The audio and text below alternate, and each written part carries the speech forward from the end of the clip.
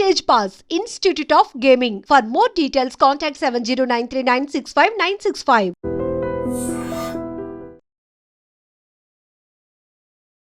నమస్తే సార్. నమస్తే. Congrats sir. Thank you. అందరూ అనుకున్నట్టుగానే కుబేరా మంచి బ్లాక్ బస్టర్ అయింది. Thank you. ఇప్పుడు ఏం సార్ అంత రిలాక్స్గా ఉన్నారా? అంటే ఇన్ని రోజులు హరిబరి పోస్ట్ ప్రొడక్షన్, నిద్రలేని రాత్రులు ఇవన్నీ అంటే గడిపారు కదా, ఇప్పుడు రిలాక్స్ అయినట్టేనా? కొంచెం మైండ్ అయితే కొంచెం రిలాక్స్ అవుతుంది, మెల్లగా ఇప్పుడిప్పుడే సింక్ ఇన్ అవుతుంది. సో ఒకేసారి పెద్ద ఎంత పనులు ఫుల్ హడావిడిలో ఒకసారి సడన్గా ఒక సైలెన్స్ ఉంటుంది. సైలెన్స్లో అది సినిమా బాగా ఆడుతుంది కాబట్టి I'm really happy. So relief వస్తుంది ఫస్ట్, అంటే అంత. సో అలాంటి ఫేజ్లో ఉన్నాను. సో అండ్ ఆల్సో ఇది నాకు కూడా చాలా పెద్ద క్యాన్వాస్, పెద్ద స్టార్స్, పెద్ద సినిమా, పెద్ద బడ్జెట్ అన్నీ ఎక్కువ, అంటే పాన్ ఇండియా ఇవన్నీ చేశాం కదా. సో కొన్ని లర్నింగ్స్ ఉంటాయి అన్నీ. సో రిలీవ్డ్గా ఉంది ఫస్ట్. సో అవి వెళ్ళిందని. ఓకే, మొక్కులు కూడా చెల్లించినట్టున్నారు తిరుపతికి వెళ్ళి వచ్చేసి. నేను అక్కడ షూట్ చేసినప్పుడు అనుకున్నాను వెళ్దానని. సో అయితే మళ్ళీ వద్దామని అనుకున్నాను తిరుపతికి. నేను హిట్లు బాగా వస్తుంది గురించి అడగను. జనరల్ నేను బాగా జరిగిపోతే అంత వస్తాను మళ్ళీ తప్పకుండా. ఆ సినిమాలో మిశ్రా గారు అనుకున్నట్టుగా మీరు అవునవును. వజ్రాల కిరీటం ఏంటి సార్ అది? ఒక అంటే ప్రజెంట్ కొంతమంది మీద ఏమైనా సెటైర్ అనుకోవచ్చా దాన్ని? అంటే కొంతమంది ధనవంతులు చాలామంది చేసేవన్నీ చేస్తూనే దేవుడి అంటే ఇంకా అది ఇంకా అంటే సెటైర్ ఏం కాదు, అందరికి తెలిసిన విషయం.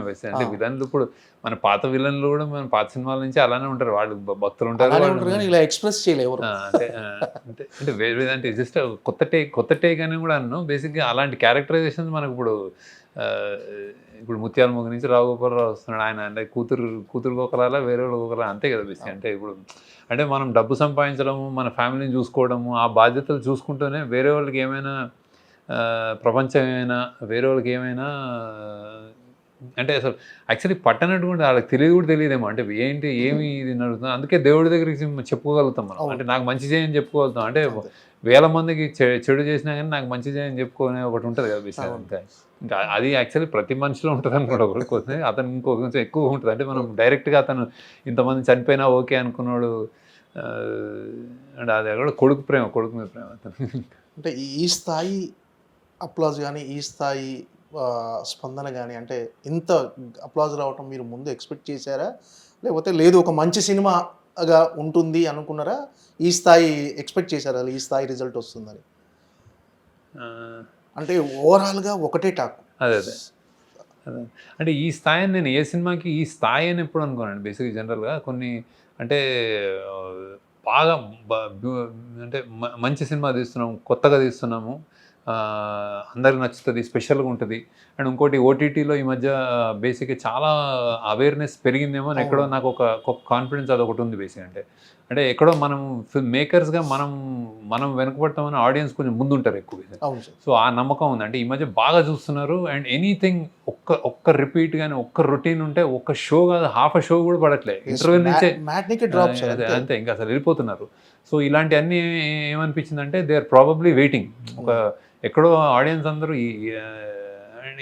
వేరే చూసేసి ఓటీటీలో వాళ్ళ మనసు కానీ, మైండ్ కానీ, వాళ్ళ టేస్ట్ కానీ వెళ్ళిపోయినాయి ముందుకి. మనం ఎక్కడైనా వెనకబడుతున్నాము అన్నది ఒక కాన్ఫిడెన్స్ ఉండేది. సో ఇది కొత్త టేక్, కొత్తగా చెప్తున్నాము, అన్నీ కొత్తగా ఉన్నాయి, నా నుంచి కొత్తగా. అండ్ ఆల్సో కథగా ఇది ఒక పెద్ద క్యాన్వాస్ సినిమా, ఇవన్నీ కాన్ఫిడెన్స్ నాకు. ఇవన్నిటి వలన చాలా అందరూ బాగా ఆదరిస్తారు అనుకున్నాను.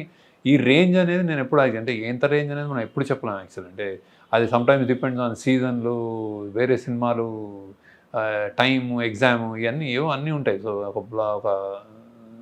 కరెక్ట్గా రిసీవ్ చేసుకోవడం. సో దాని మీద తప్ప నాకైతే కాన్ఫిడెన్స్ ఉండేది. అంటే మీరు అన్నట్టుగా ఓటీటీ ప్లాట్ఫామ్ వచ్చిన తర్వాత జనాల్లో అంటే వరల్డ్ లెవెల్లో అన్ని సినిమాలు చూస్తున్నారు, భాషా పరిమితులు అంతా లేవు సార్.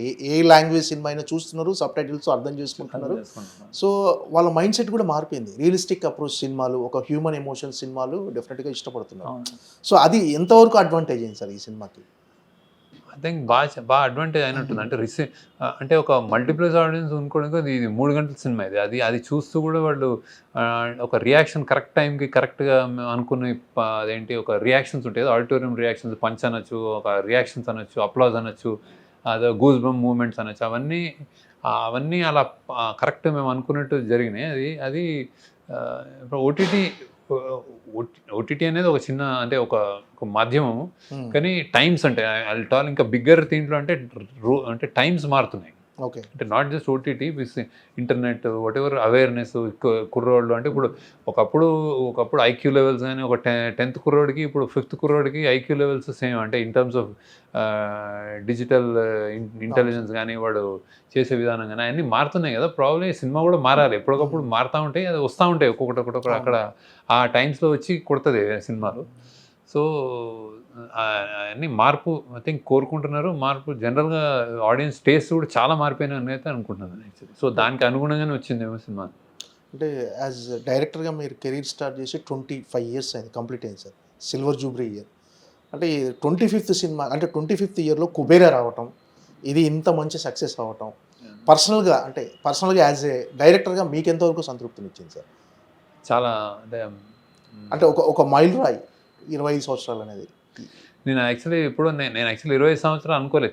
స్టార్ట్ చేసినప్పుడు వెళ్ళిపోతా ఉంటే మధ్యలో ఇప్పుడు ఒక 3 months 4 months బ్యాకే అరే 25th ఇయర్ ఇది వస్తుంది అనగానే సడన్గా ఒక ప్రెషర్ కూడా అనిపించింది నాకు.